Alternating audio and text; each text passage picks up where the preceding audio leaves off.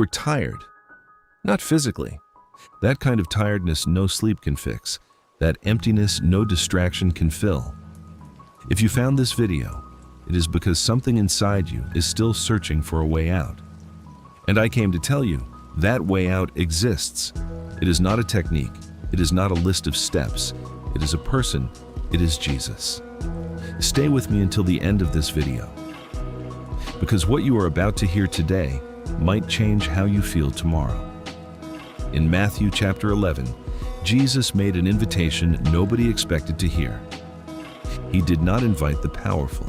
He did not invite those who had everything under control.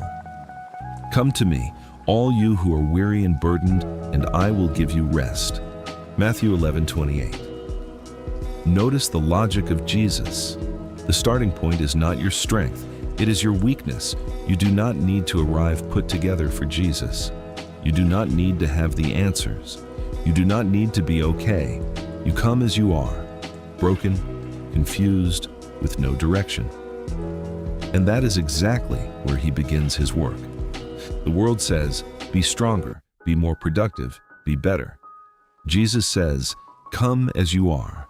I will take care of the rest. In John chapter 9, the disciples found a man who had been blind since birth. And they asked the question most of us ask when we go through something hard. Who sinned for him to be born this way, him or his parents? You know that voice in your head? Why me? What did I do wrong? Do I deserve to be going through this? Jesus turned that way of thinking completely upside down. Neither he nor his parents sinned. This happened so that the works of God might be displayed in him. John 9:3. In other words, what you see is the end of the road. God sees as the beginning of the story. Your limitation does not define your destiny. It may be the very stage where the glory of God appears. I want to tell you about Lazarus. Lazarus was dead, 4 days in the tomb. His sister Martha ran to Jesus with a broken heart and said, Lord, if you had been here, my brother would not have died. Have you ever said that to God?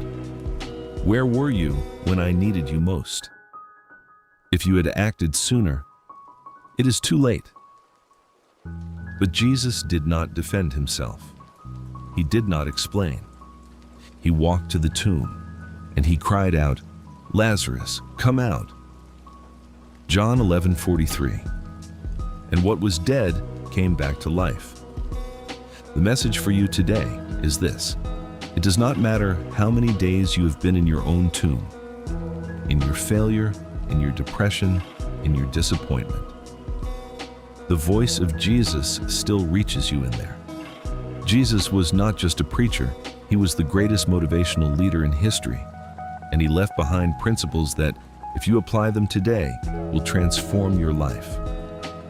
First, focus on the present. Do not worry about tomorrow, for tomorrow will worry about itself. Matthew 6:34. Anxiety paralyzes you. Presence moves you. Jesus was not telling us to ignore the future. He was saying, do not let tomorrow steal your today. Second, you are worth more than you think. You are worth more than many sparrows. Matthew 10:31.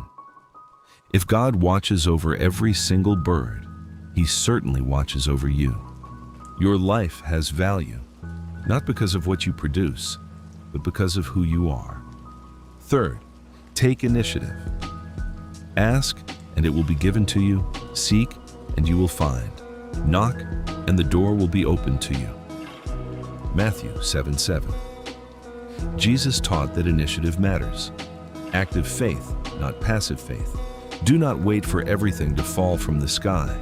Take the first step, and God takes care of the rest. Fourth, you are light. You are the light of the world. Matthew 5:14. Not you could be, not one day you will be. You are, right now, exactly as you are. You were born to shine, not to hide. But there is one scene that, for me, summarizes everything about the motivation of Jesus.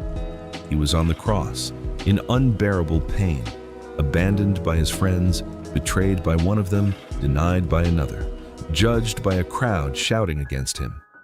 And beside him was a criminal, someone society had completely discarded. This man looked at Jesus and said, "Remember me when you come into your kingdom." And Jesus, in that moment, with all that pain, looked at him and said, "Truly I tell you, today you will be with me in paradise." Luke 23:43. If Jesus could give hope to someone in that moment, imagine what he can do for you. On your ordinary days, in your moments of doubt, on your mornings when you have no energy, the motivation Jesus offers does not come from pressure. It comes from love, not the motivation of a coach demanding results, but the motivation of a Savior who already paid the price for you and calls you to walk with your head held high.